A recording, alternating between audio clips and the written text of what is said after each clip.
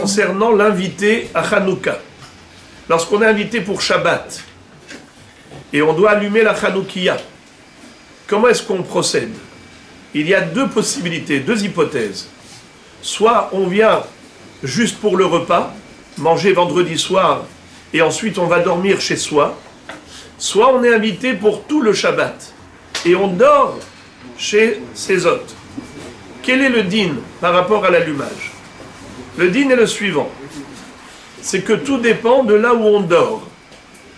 Si on dort chez soi, et on vient que pour le repas, alors il va falloir rentrer, il va falloir d'abord allumer la Hanoukia chez soi, avant, et ensuite aller manger.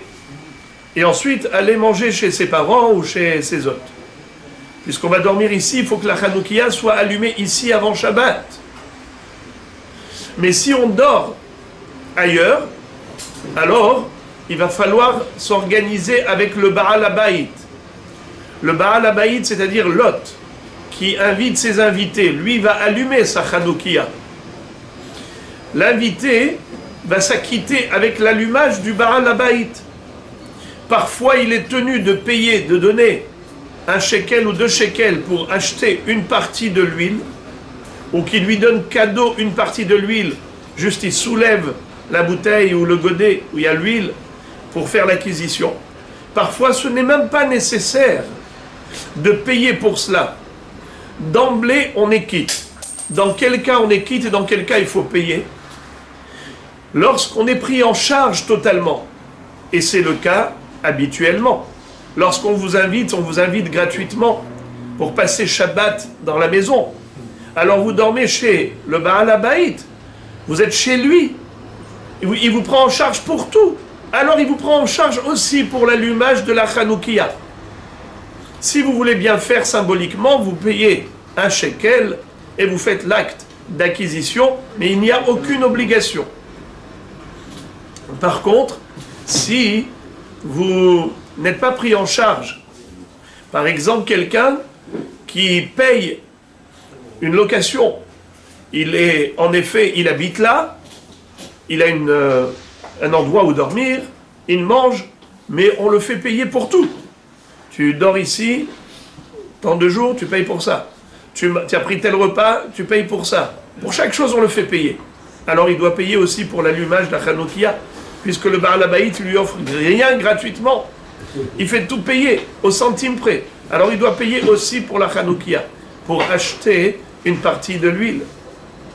Mais s'il est pris en charge, comme par exemple des enfants qui vont chez leurs parents pour passer Shabbat, ou des invités, ils vont dormir là-bas, alors il s'acquitte avec l'allumage du Baal Habayit.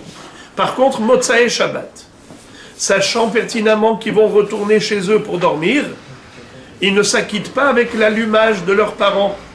Ils ne s'acquittent pas avec l'allumage de l'hôte. Ils doivent rentrer chez eux et allumer chez eux.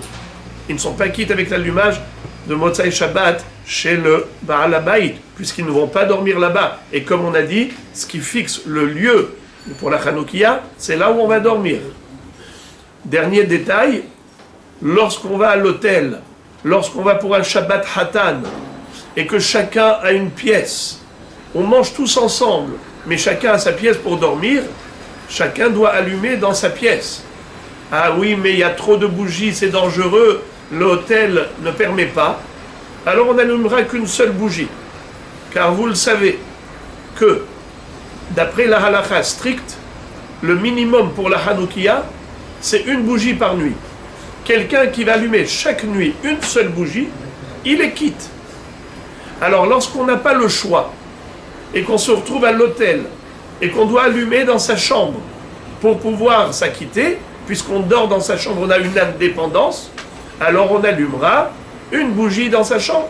Si on nous permet plus, alors on fera comme d'habitude, on allumera le nombre de bougies requis. Si on n'a pas le choix, alors on allumera au moins une bougie dans la chambre pour s'acquitter de sa mitzvah de Hanoukia. Est-ce la mitzvah Shabbat Shalom.